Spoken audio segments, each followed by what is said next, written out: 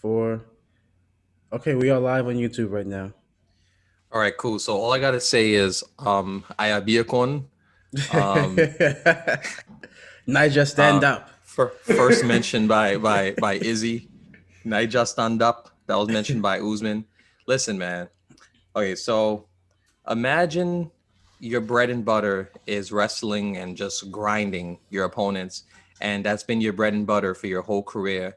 Yeah. And you're facing a guy who doesn't have that issue, and if it gets to the ground, he's way more of a threat than you are if you're like on top of him.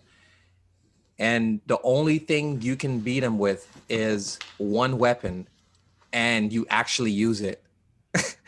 He had access to only one thing that could beat Burns. If he didn't have that jab, he was toast. Can you? I'm pretty sure you both can I agree on agree. that. Yeah. So if he 100%. didn't if he didn't have that one jab, he would have been toast. And I don't know, man. This and then on top of it, he faced the most adversity that he's ever faced, like in his whole career. Like to me, this goes back to what Bruce Lee said. Bruce Lee said, "I'd rather practice one punch 10,000 times than no one kick 10,000 times than 10,000 kicks." So that's what Usman applied that to that jab, obviously, because Burns had way more tools than he had, and for Usman to, man, that was greatness on display right there. Yeah, man. That jab was able to neutralize everything. That jab was the equalizer. So, like, he might as well been Denzel Washington in there yesterday because that jab was just like freaking sharp. It was a stiff jab, and the fact that he got dropped so early. And honestly, in the first round, I was a little worried because every punch that Burns landed was like freezing up Usman. He would freeze up after each shot that landed. So the fact that he was able to keep calm, withstand that, keep calm and keep focused. And Gaethje also tweeted, he's like, "Yo, he's like, Usman is the only guy that I spar with who gets stronger as the rounds continue." Man, amazing. That really was. I like how Joe Rogan put it. He goes that jab is like a piston. That's so accurate. It's like a piston hitting you right in the face. So before that fight, I went back and watched Usman versus Covington, and that was such a good fight. I mean, you see Usman, like you said, power wrestler. 5 rounds of cardio, just wearing you down. And in his last two fights, dude's turned into a phenomenal striker. I mean, that jab made all the difference. And I noticed in the beginning of the fight with Burns, I mean, I think Usman has a 76-inch reach, and Usman was 71. So that was how, and he's the taller man. So the height and the reach were definitely helping him. I mean, you could tell in the later rounds when Usman was just spamming that jab. I think how Rogan put it. Rogan's like that jab is like getting hit with like an overhand right. I mean, Burns was stunned every time, and but man, I thought Usman was getting put out in that first round.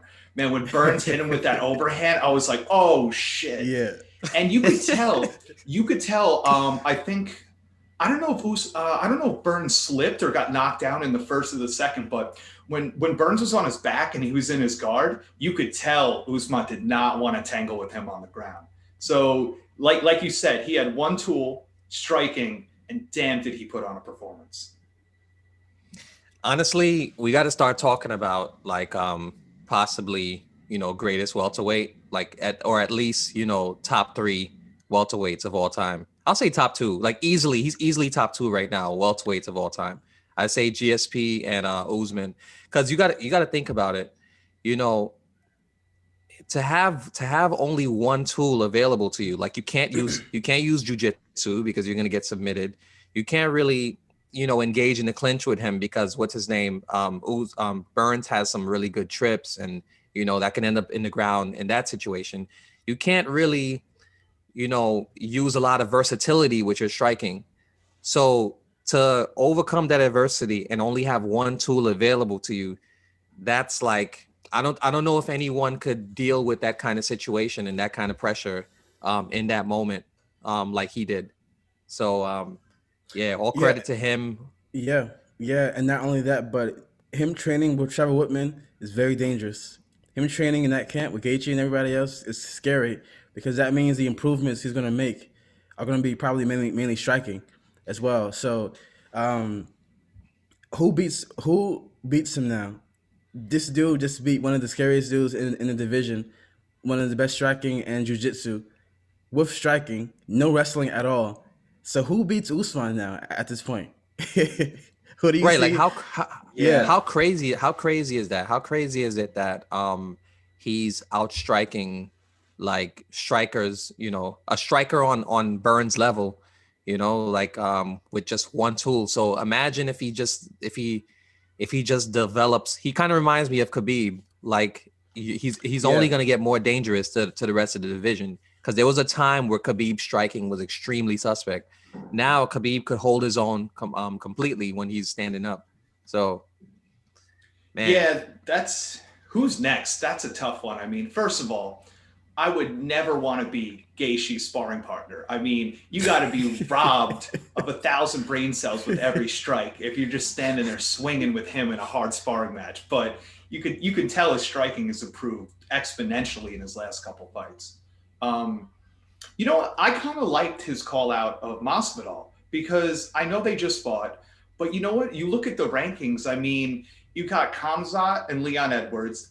They need a fight. I mean, I don't think they deserve or can even handle a title shot yet. Each of them needs to fight one more time, have a spectacular win. Then let's talk about a title fight. I mean, Wonder Boy, I'm not that excited about it. I think Masvidal is still ranked number 4 at welterweight, and he didn't get a full camp. Now, I don't think much is going to change. I think he's going to get destroyed by Usman. But you know what? To me, that's my favorite fight next for Usman. so right now it's kind of early, but my favorite fight in the future for Usman is still like a Hamzat. Yeah. Like to me Hamzat stylistically is the only one I think brings that pressure. He has probably the same level of wrestling, and he's a great striker. So it's like, what do you do with a guy like Hamzat? Like I really I have a strong feeling that Hamzat is who we think he is. Hmm. Well, okay, so Kobe Covington went 5 rounds, I believe, with Usman, right? 5 rounds? Yeah, Yeah, with five. I Usman. think 5 rounds, and then he got knocked out in the He fifth got he round. got Yeah. it's like a TKO. He got finished at Yeah. the end, and he got his jaw broke by the Nigerian Nightmare. But at the same time, that was a very close fight, meaning he pushed Usman to his limits as well. Obviously, Usman showed he's a real champion and was able to finish strong. But a lot of people still want to see the rematch between Kobe Covington and Usman. So to me, that fight isn't so bad to make. The question is, is it fair with certain people who might need a shot too? So right now it would have to be Masvidal or Kobe Covington, in my opinion. But Yeah, the thing yeah. is, though, isn't Leon fighting Kobe Covington, or the UFC trying to make that fight now? I think Yeah, so. I don't hate that fight, but I was kind of disappointed because I wanted to see the bad blood of Jorge versus Kobe. what's his name, Kobe. Yeah, I think that, oh man, that would have been epic. Just imagine the press conference on that alone. The press conference on that would have been Yeah. something we haven't seen in a while, because we've been kind of missing those intense press conference that Connor used to bring. So I could Yeah. definitely see that with Kobe and Jorge. And then the fight itself, damn man, that'll be pure viciousness. Yeah. The presser would be fun for that. I mean, you do Kobe versus Masvidal. That'd be great. We'll start off with who's the biggest Trump supporter. We'll see Capitol Riot Storming 2.0. One of them will be there. He said one of them will be there. That'd be great, man. The shit they would talk would be so entertaining. They should just, you know what? They should replace Dana White with McGregor to kind of like facilitate, like, the pressers between them two and kind of agitate both of them. That'd be funny. Yeah. But I think that I think Hamzat, he got COVID again, maybe. I don't know. He must have like the Nigerian strain because he keeps pulling out. He's He saying, almost "Oh, you just died from what I finished him." heard. I heard that he was so sick that he felt like he was gonna die. So is Oh, all this whoops. COVID like is it affecting his fighting ability, his time to train? Like what's going on with that? My thing is, how many times can you get COVID? At some point, don't wouldn't they? Shouldn't he get like some kind of vaccine? Like he's a UFC fighter. You know what I'm saying? Like I Oh, don't know. basically, I believe where he is in his country, the treatment isn't so good. You know what I mean? So like he's having a problem because of that. You know what He I mean? must be So he must be sparring in the bat cavern. I mean, I don't understand how he keeps getting it.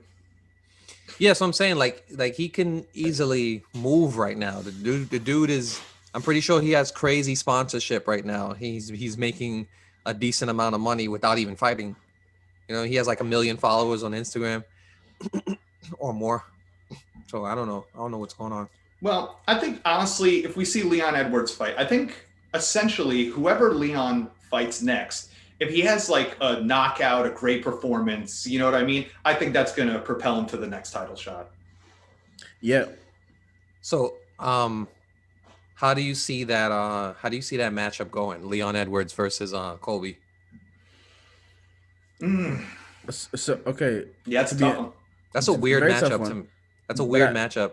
but personally, I might sound crazy saying this, but if Kobe fights Leon, I'm probably gonna bet on Leon, and the reason why is because I feel like Leon is also a dark horse that we've been overlooking a lot, and he's fought grapplers, and he's so when he fought Usman, he got dominated by Usman, but Leon, I'm pretty sure he trained hard now for his wrestling, takedown defense, the kind of person he is. I'm pretty sure he's prepared for that style of fighting, and Kobe and Usman have a very similar style of wrestling, you know. So I think that Leon would be more prepared and he will be much harder to take down. So I have Leon possibly outscoring him. Hmm. I think See, that's a tough one. I think. See, I got Colby Covington in that one because you know what? This dude went 5 rounds striking with Usman, and you know what? He fought at least 2 or 3 rounds with a broken jaw. Definitely won a couple rounds against Usman, and then has unlimited cardio and some of the best wrestling in the game. I just think he has too many tools. I think we haven't seen him get knocked out. I don't think. I mean, I don't think Edwards, if he can't knock him out, I don't think his cardio is going to be the same. I don't think his wrestling is going to be up to par. I think Colby's got the best chance of winning because I think he's got the most diverse tool set. And I don't think Leon's going to be ready for that. yeah, there's something about Colby like even against Usman, like he was pretty much unleashing hell on Usman. Usman would just catch him with like that piston jab, like from time to time, and like one for every one of his piston jabs, it was like 20 of Colby's like punches. So like I just think that Colby, I think that Colby is gonna be able to possibly overwhelm Leon with just volume, level changes. I think he's become an extremely well-rounded fighter. Well, you see with Kobe Covington, his striking isn't necessarily the best, but the pressure he fights with is what makes you take those shots. It's, like when he fought RDA, there's no way in hell. There's no reason why he should have outstruck RDA, but the way he fought him is why he lands so many damn strikes.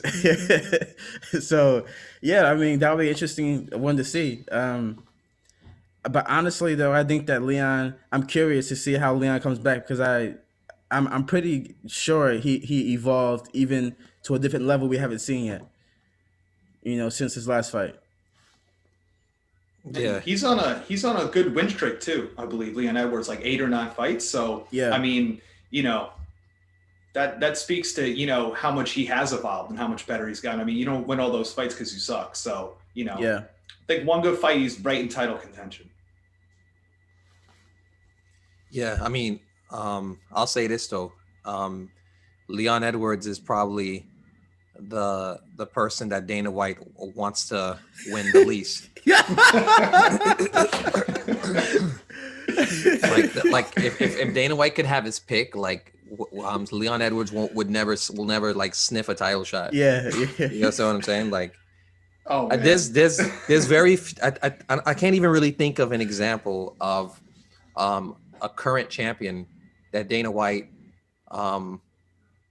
would dislike the idea of more. But except for like yeah, he liked Woodley actually before Woodley started complaining. He actually liked Woodley, but Yeah. like Leon Edwards, like he feels nothing for him. Like you We can know what it tell. is. Like, we know what it is. Most like okay, this might sound a bit funny, but like with most black fighters, right? There's something. You know what I mean? There's at least a swagger or something. But Leon has like nothing at all. You know, he's like papers. I love when Dana hates. I love when he hates fighters and champions. Like when Because like, now go ahead. No, sometimes, I mean, sometimes there's real beef, sometimes there's manufactured beef. But you know, when Dana really hates someone, I love that shit. Like I don't think he likes Aljamain Sterling. We know he didn't like Tyron Woodley. Who? I'm just trying to think. Like who else does Dana, champion or not? What are some fighters that you think Dana White truly doesn't like right now? We know Leon Edwards is one of them. Amanda Nunes, at a point, Dana White didn't like her. Now he likes her now, but Amanda Nunes before he wasn't really a big fan of hers. You could tell. Yeah, and then there's Cyborg too. I mean, that He bad blood hated started Cyborg. before she even made it to the UFC. He said, and I quote, "She looks like Wanderlei in a dress." Damn, that was savagery. Imagine your boss saying that, and then you work for that person years later. I bet. And then he fires you. Yeah. And then he fires you after that. He was Like- probably so happy when Amanda Nunes sent her to the Shadow Realm. I mean, she sent her first to the Shadow Realm and then the Bellator in that order. Yeah. But he didn't really fire her. He didn't fire her. She kind of was already alluding to leaving the UFC. But that video was the The nail in the nail in coffin. the coffin. Yeah. And also it's like so you got guys like Gilbert Burns and Usman, right? So like Gilbert Burns, like you won't catch me ever like watching a Gilbert Burns interview because personality wise he's like a fucking bored. But like the thing about him is that at least has extremely exciting fighting. Like his fighting is exciting to watch, you know. So Dana White can't hate him too much. You know what I'm saying? Yeah. So, but Leon Edwards is not only is his personality extremely boring, but then he's also his fighting style is not really exciting either. He's just a solid fighter who you can't get an easy win off of. You know. Well, I will say this: when Leon first came to the UFC, his opponents were getting starched. He has one of the fastest knockouts in the first round, I believe, one of the fastest ones. So he started out kind of different, you know. Now he's a very, very technical, high IQ fighter that might result in boring decisions. You know, even if it's dominant, it's still gonna be boring. so hopefully he got back to his roots. Yeah, I mean, you mentioned Aljamain Sterling. Like I actually grew to like Aljamain Sterling, but I can guarantee there's nothing Dana White would want more than to see Corey Sandhagen like fight Jan like right now at this point. But he understands that he has to maintain some kind of level of professionalism, you know, because he can't just pull Aljamain out like at this point. But man. That division is crazy. And that fight's coming up. Piotr versus Aljamain. That's a stacked card. That's March 6th, I think. That's there's 3 title fights on that card. Yeah. Yeah, that card is vomit worthy. Stacked. I can't wait for that. I mean, I don't care. We all got to get together and watch that. I don't care. That one, Like I'm standing in 20-degree weather with like soaking wet clothes on outside. I'm watching that fight. Oh man. Okay, so another fight that really stood out to me last night, like it it might have been my second favorite fight, and that's saying a lot because there was. Now you know what? Nah, I can't even say that. Like I already because okay, so I got these were my fights, my standout fights for the night. I like Alexa Grasso versus what's her name? Macy Macy Barber, Barber. Yeah, that's a Macy good fight. Barber. the pass. I like Marquez versus the hell is that guy's name? I don't remember the guy's name that he fought, but Marquez. You know Julian Marquez, the Yeah, Cuban Missile Crisis. Oh yeah, that was a great fight. Yeah, that was awesome. Like, Great cause nickname too. yeah, I love it. We always talking about Cuban Missile Crisis, and then the other one with the damn that with that Spanish guy, with the man bun. What was his name? Was He that on the fought. main card or the prelims? I think it was on. I think it was on the Hernandez. prelims. Hernandez. Hernandez. Oh What's yeah, that was is it Anthony Hernandez? Yeah, Anthony Hernandez. Yeah. Damn, that dude is a savage, bro. He he was never he basically broke down that guy's game and just understood that okay, this guy is just gonna wrestle fuck me and once that phase is over, like I'm just gonna like knock his block off.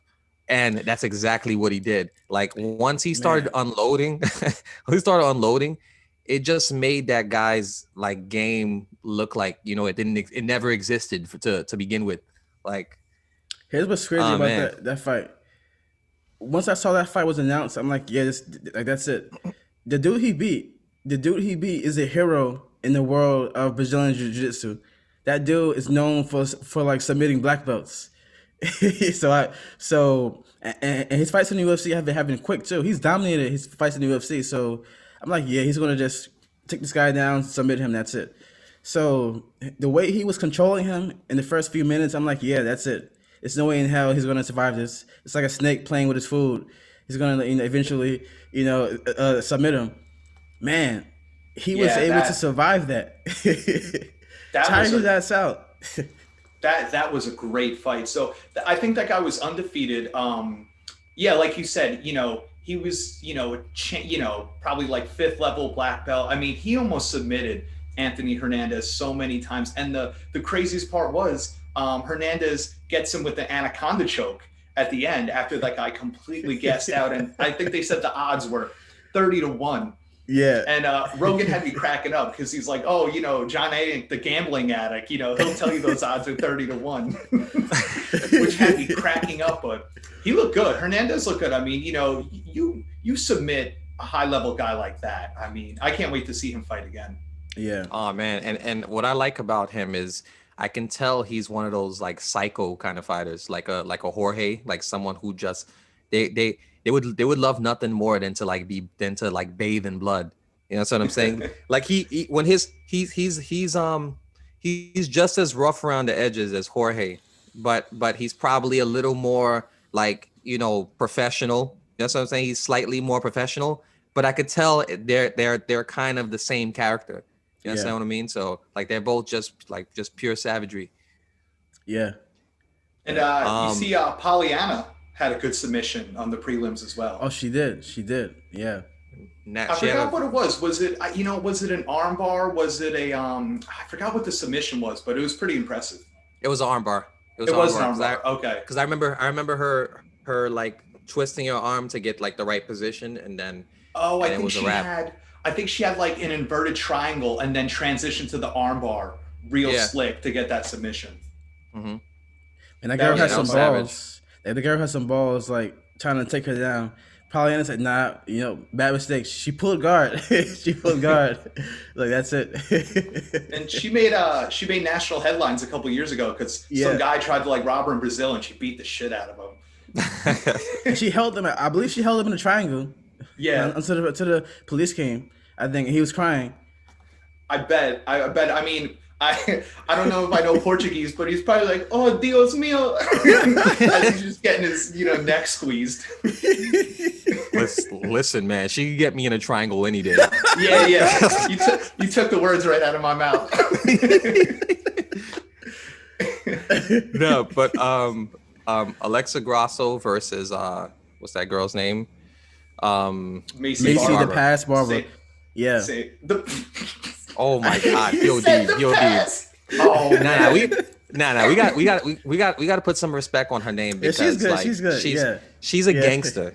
Like she's a Yeah. straight up gangster. Like his the only thing that stopped Macy Barber from eventually like catching Alexa Grasso and finishing her is the fact that Alexa Grasso is extremely composed, has great discipline, and is more technically sound. So and she's a dog herself. I was telling you, she has that Mexican fighting spirit. Like while I was watching the fight, I was like, "Yo, she needs a Modelo commercial immediately." Like for like withstanding what Macy Barber was coming at her so like ferociously. Yeah, Like especially in I that was third round. scared. Yeah, in that third, I was scared because Macy Barber is bigger than her.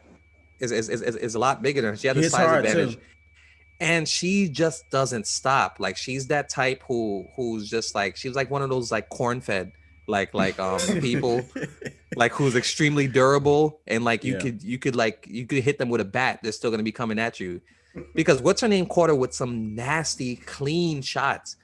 I enjoyed a lot. I enjoyed a lot about that fight. I enjoyed how crisp Alexa Grasso's striking was. Yeah. I enjoyed how Macy Barber was just unleashing hell, and then you just never knew when she could put her Yeah. lights out. And I enjoyed the fact that I enjoyed the composure of Alexa Grasso. So me and you told John that Grasso was gonna win that fight. Now it wasn't me hating on Macy. So when Macy first got signed to the UFC, I was on the bandwagon full force. I'm like, this girl's a future. This girl's an animal. So when she lost to um that the Power Roxanne. Ranger Roxanne, I was like surprised that like wow. And the way she lost to, I'm like, man, that surprised the hell out of me. But I also was a follower of Grasso for a long time in Invicta, and I always liked her style of boxing. So the fact that she has new tools now and she's been working out on her ground game and all that stuff, she's gonna be scary. And Grasso is gonna get stronger and even better her next fight. So whoever wants to stop her needs to stop her now. Um, now I'm not sure she's gonna beat Valentina, but but whoever else trying to get to that top, they have to stop her now. She's constantly improving a huge deal after every single fight. So props to her. Yeah, yeah. I have to say, I think for Grasso, the move from strawweight to flyweight, it's translated well. She's probably doesn't have to drain herself. I mean, in this fight, she looked great. I mean, she had everything. Chris striking, the experience. She looked real good. I can't wait to see her fight next. But I'm still on the Macy Barber train. Yeah, same She's here. young. She's 22 years old. I mean, 5, 6 more years from now, if she has all this experience, she could be a real problem for the division. It's tough. It's sometimes I feel like the UFC overhypes these like young stars that are coming up out of nowhere. 22, it's hard to beat people in this game that have like 10 years experience or something. Not saying that she doesn't, but she hasn't been on this earth that long. I honestly, I could see Macy Barber being the champ a couple years from now. And you got to look at the biceps on that girl. I mean, I wouldn't want to stand there and just let her tee off on me. But that was a great fight. I think if that was a 5-round fight and Macy Barber was coming out swinging in rounds 4, like she did in round 3, that could have been a different fight. She could have caught her.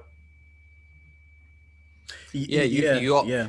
you also made a good point about how like the UFC sometimes pushes these guys to be stars like too fast. Yeah, like too Sage Northcutt. Look at that. Oh my God, Sage Northcutt. You got Edmund Shabazian, who we haven't seen since that Brunson fight. Like there's an APB out for him. then you got the what's that guy? You got Rory McDonald having to go through what he went through on his rise, and man, like Rory McDonald ended up looking like Voldemort, like you said, like in the other podcast. So it's like, yeah, sometimes they gotta take it easy, but they're never gonna take it easy. If they feel like there's a real hype train, like they're gonna, because sometimes it pays out. Like you got like people like Hamzat, who it was looking pretty good. So I Yeah, don't know. but okay. So the one thing about Bellator that I like is that they give the fighters time to develop their stars. AJ McKee, AJ McKee. I'm telling you guys right now, I'm I'm calling it. If he goes to the UFC, he's gonna be a problem. Oh If no, I you know what I know mean. that. What division is he? Welterweight. Well, he called out Pitbull, so It's got He's to be lightweight. featherweight or lightweight because lightweight. Pitbull's he's the Yeah, champ in both divisions. Okay, yeah, so if I'm gonna assume he's a lightweight. So if he goes to the UFC, yeah, absolutely, I could see him doing extremely well against anybody except for Khabib, yeah. who's probably on his way out anyway. Yeah, yeah, yeah. So, but aside from that, you're right about the whole UFC thing because Macy Barber just lost to Roxanne. How do you feed her Grasso right after that? You know what I Yeah, mean? they should have Give gave her her a Yeah. Molly tune-up Martin or fight. somebody. Give her Justine Kush or something. It's like that was weird. But No, but I'll say this though, I was surprised by how competitive Macy Barber was. Like that relentless pressure, like was her bread and butter. What were you gonna say, Chris? no, I was gonna say with Bellator, I mean, Jem, you're saying that they help their younger stars get built up, but if you look at Aaron Pico, I mean, this dude was like 21 years old, getting flatlined like back to back. I thought he died one of those times. So they got to have him fighting like regional bums for a couple of years until. And you know what I mean? Because he's a talented guy. I mean, I can't wait to see him in the UFC when he's older. But man, Pico was just getting starched for a minute there. It was sad. It was sad. or you have the freak show fights in Bellator like Dada 5000. I mean, dude literally had a heart attack. Dude literally died on the table for 60 seconds. In Bellator, Scott Coker's counting his money. Over his dead body. Yeah. Oh man. Yeah, they have the paddles on his chest, and Coker's like, man, this did 100,000 pay-per-view buys. This is great. Wow. Said 100,000. Yeah. Well, come on. I'm trying to compensate for Bellator numbers. Oh man. So the next card, what is the next like main event? Is it Curtis Blades Yup, versus Derek Lewis. the Black Beast. The Black Beast. I can't wait. I love watching Curtis Blades fight. I mean, I just don't see how Derek Lewis, the only way he's going to win that fight is if he catches him like Volkov with 0 minutes on the clock. Like, Curtis Blades, he's young, giant dude, power wrestler, striking is improving. Honestly, like, I can see him in the next year or two being the champ. I think he's going to steamroll dudes. Yeah, I mean, this could be possibly the most brutal moment of Derek Lewis's career because Curtis Blades is gonna be able to control him on the ground for sure.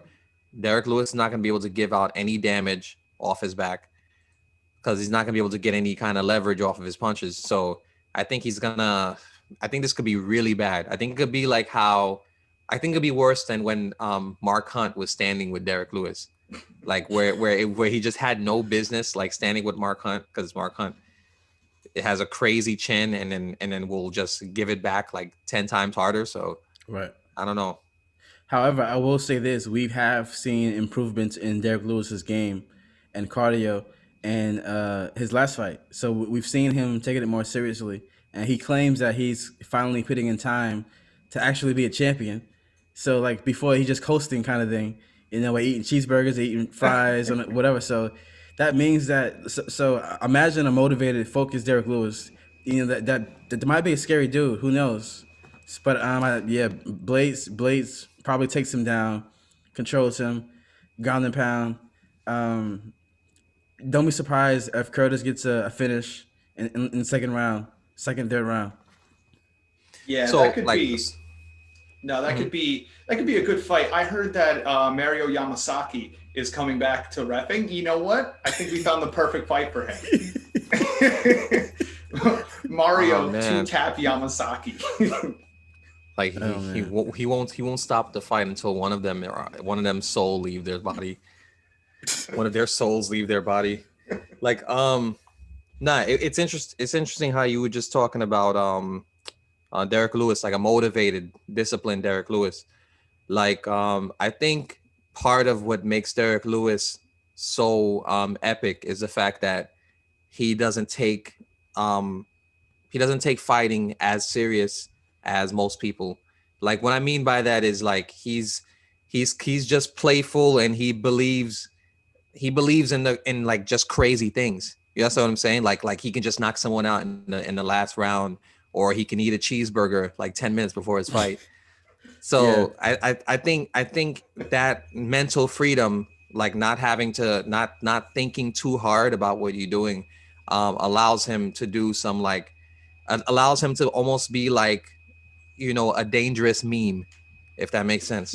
yeah, yeah, yeah. I Like, would love to see Derek Lewis as the champ and just say some real savage shit. oh my God, Derek Lewis would be outstanding as a heavyweight champ. Like he'd be the most fun heavyweight champ in history. Yeah. In history, but there's no, he really has nothing for like, Stipe or Ngannou 2.0, and I don't even know if he has anything for Curtis Blades. So Oh man. I was just listening to the Rogan podcast, and he had Francis Ngannou on. It's actually a really good episode. He's talking about his struggles trying to come out of Africa and go to France and make it in real life. You should listen to it. It's a really good episode. I'll check it out. I mean, And I love when fighters go on Rogan's podcast. yeah, me too. I know Cody Garbrandt's on it too. I haven't listened to it yet, but like for me, I'm thinking of the weirdest timeline in the world. Like we got Stipe versus Francis too. Imagine if Francis, which is easily could be the case, either knocks him out or wins the fight.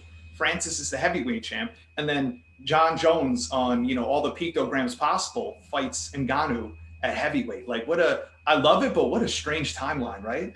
Very 2021, strange. Josh Yeah, Jones versus Francis Ngannou. That'll be a very huge weird. fight.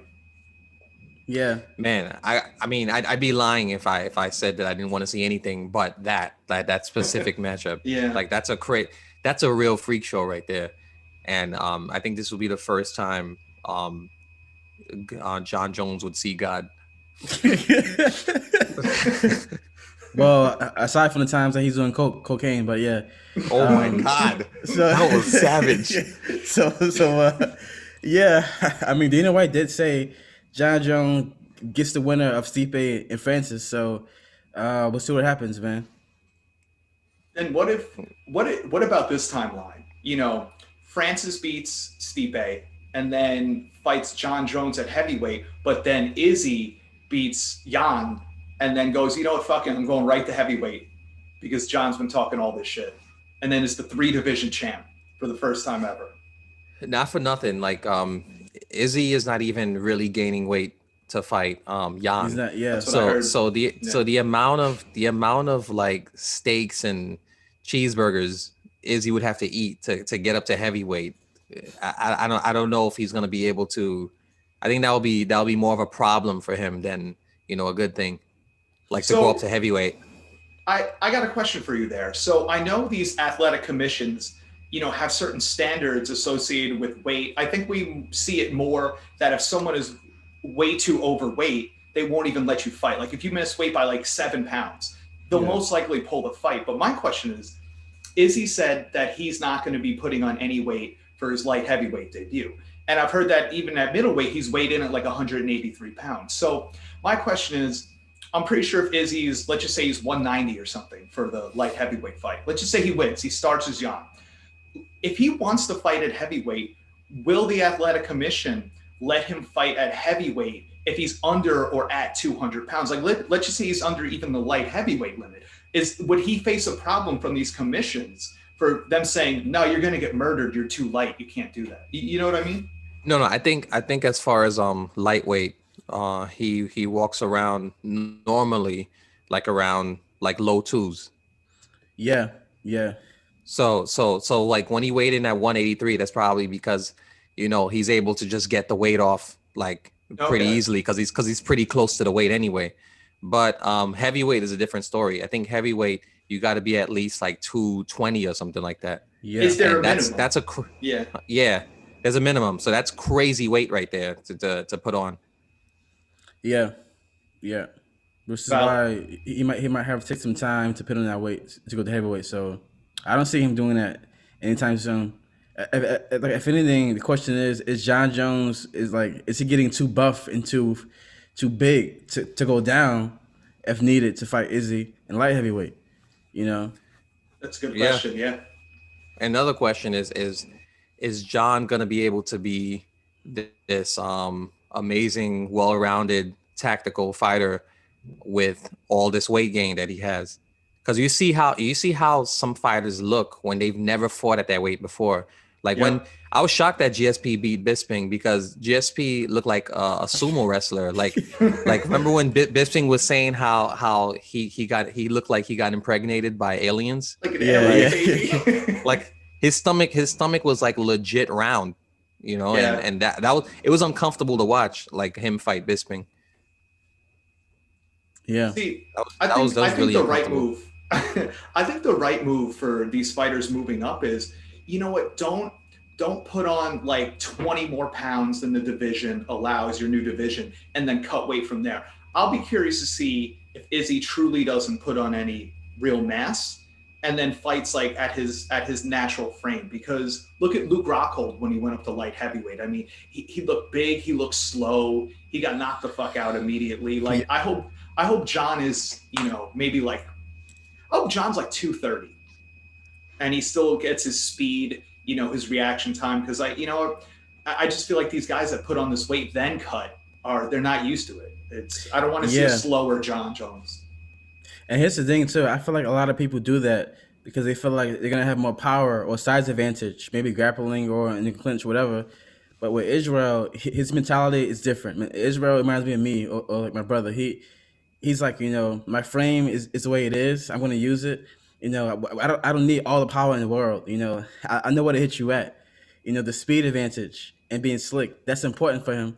And I know that he's gonna be uh like versus John, he wants to be evasive and slick and fast, you know. So he's not trying to get like bulky for that fight. Jan is a huge dude though. so, Yeah, he's So a big so boy.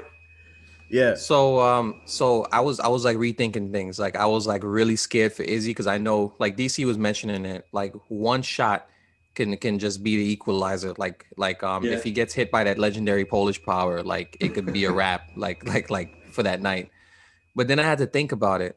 Like he has first of all he has to catch Izzy, and historically, like I think a guy like Robert Whitaker is more of a threat striking wise to Izzy than Jan.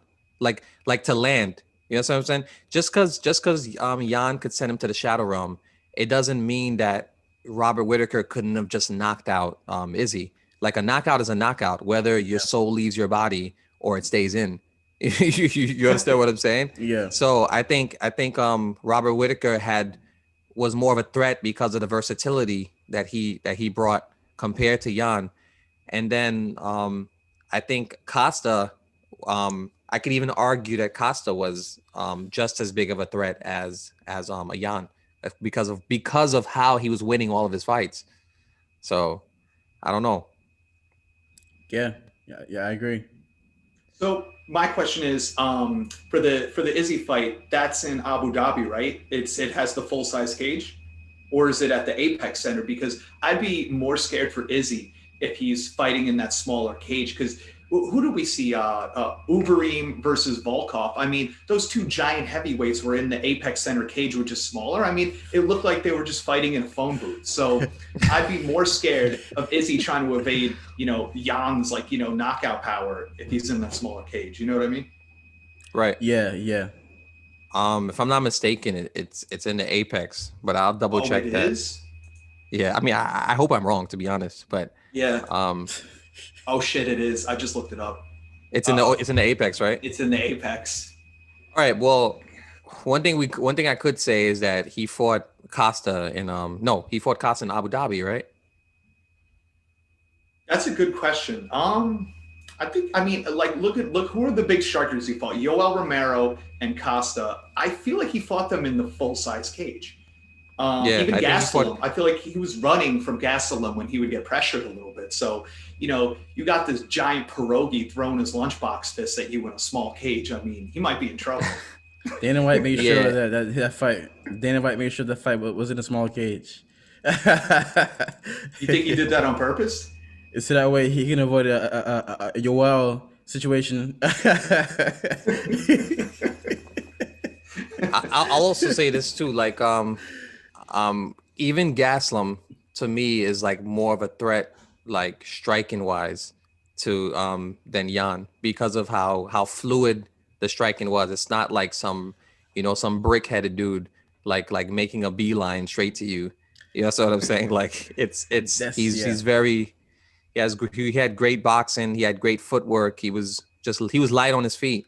Like Gaslam is extremely light on his feet. So That's a good um, point. Like okay, so to be honest, to your point, Robert Whitaker, in my opinion, is a more well-rounded striker than Jan is in his division. The only thing Jan really has is that weight and power, that heavy power advantage. But Israel's seen that before. He's seen the power before. He's seen and once again, people forget Israel is a world class kickboxer. He's fought hundreds of fights. So like, it's different in MMA. I get that, but I don't think that Jan possesses any tools that Israel is not going to be prepared for. and also we Yeah. know that Izzy could take a shot, like because he got hit flush by Yoel Romero, and At Yeah, light but heavyweight, Jan, though, yeah, look at that yeah, shot that put I don't out know. Dominic Reyes. I mean, can he take that?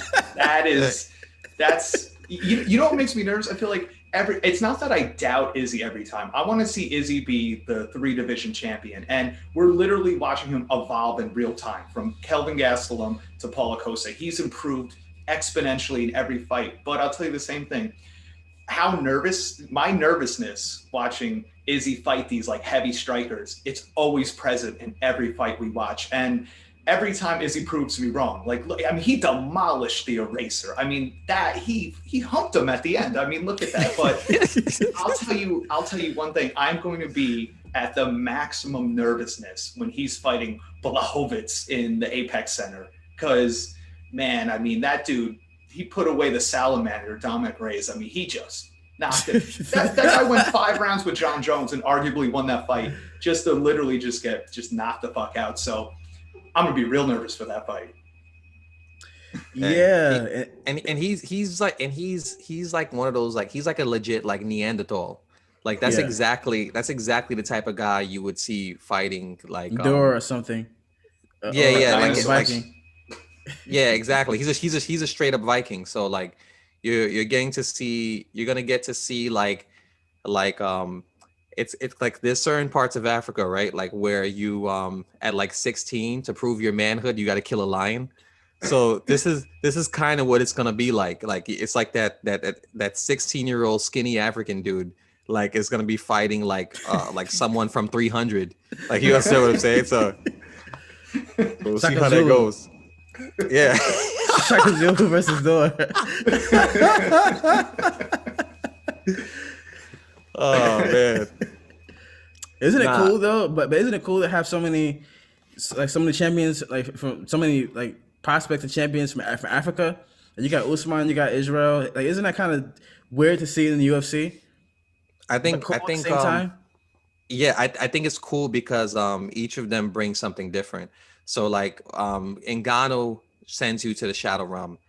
Usman is like I think the theme around Usman is being able to handle pressure and just being extremely fundamental.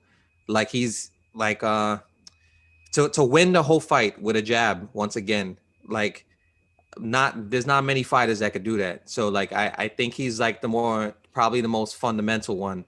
And then you got Izzy, like who's just like I don't know, he's just like the biggest star, like and just better best overall fighter. It's Man, honestly it's even hard to say. It's even hard to say like that Izzy is not as fundamental as Usman, and it's also hard to say that both of them aren't as I think they're both just as good in their own way. Yeah, Yeah, in their own yeah, way, yeah. Like fight IQ, like fight IQ to win a fight with your just with your jab, that's crazy fight IQ. So I can't even say necessarily that Izzy is a better fighter than Usman. Yeah, so what I'm saying, yeah. but So that's a I good got a one. question. I got a question for you. Let's just say Izzy wins. Who does he fight next? And at what weight class? Like, would heavyweight be too outlandish? Does he stay to defend his belt at light heavyweight? Does he drop back I, down to 185? Like, who's his next fight if he starches? Yeah.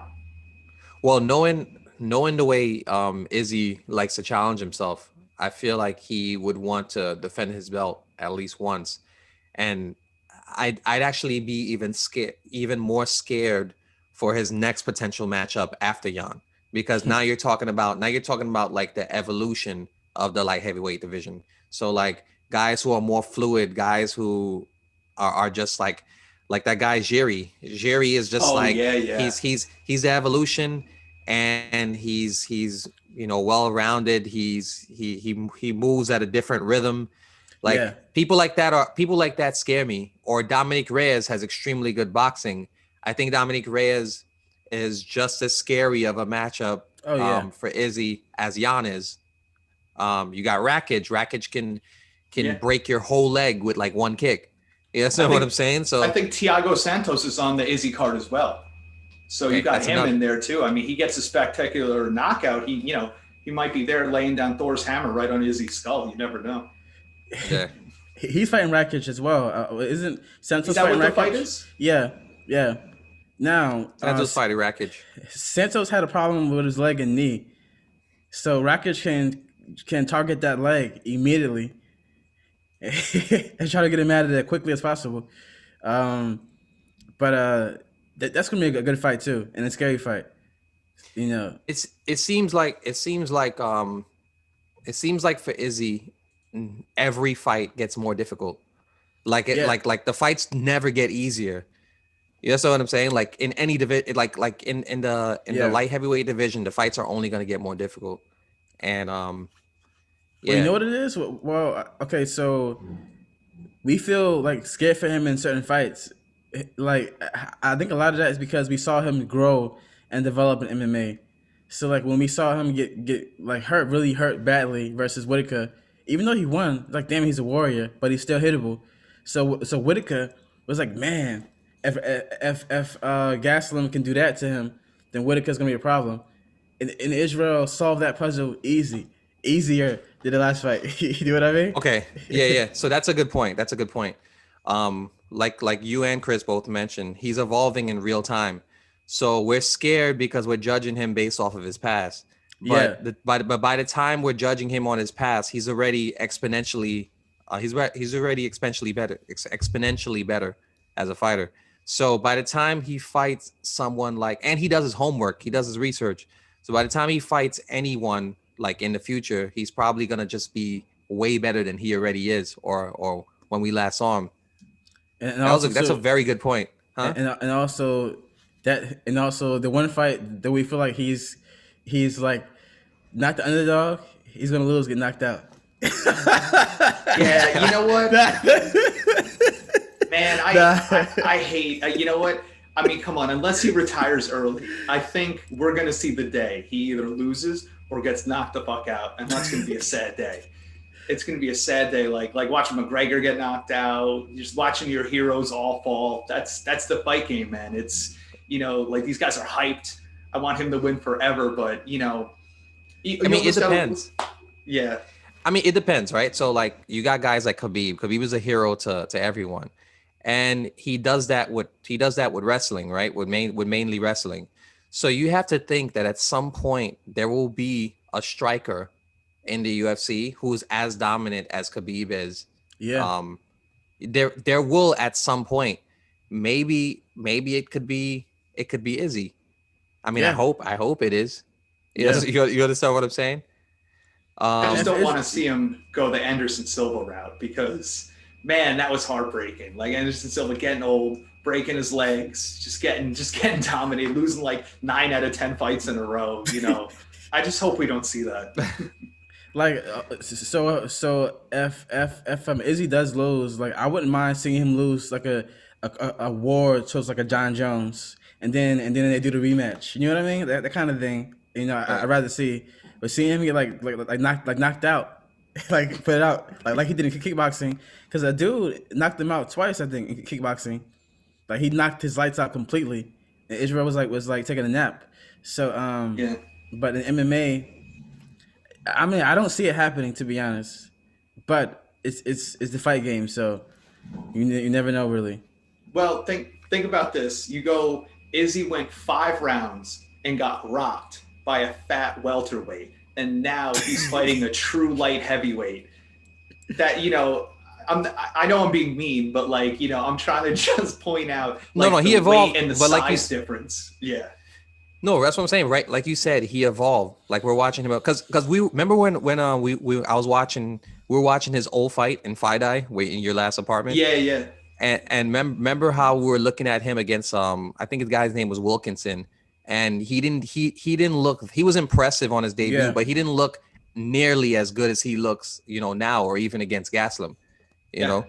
So I feel like he rises to the occasion.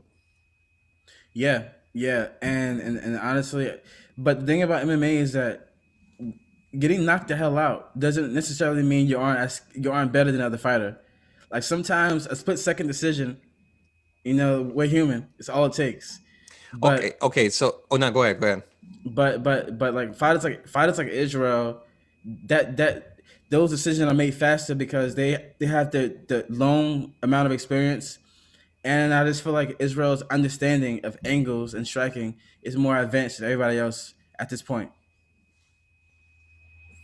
No, I agree. And what I wanted to mention is there's something about Israel's career where it looks like a story has already been created, like the movie has already been created, and he's just like going through the clips, Oh like yeah, because for me to feel as scared as I felt for each one of his fights, and for him to win them the way he's won them, makes it almost seem like it's a movie that already played out, but now we're just getting to see it before we're getting to see it after he's already seen it, if that makes sense.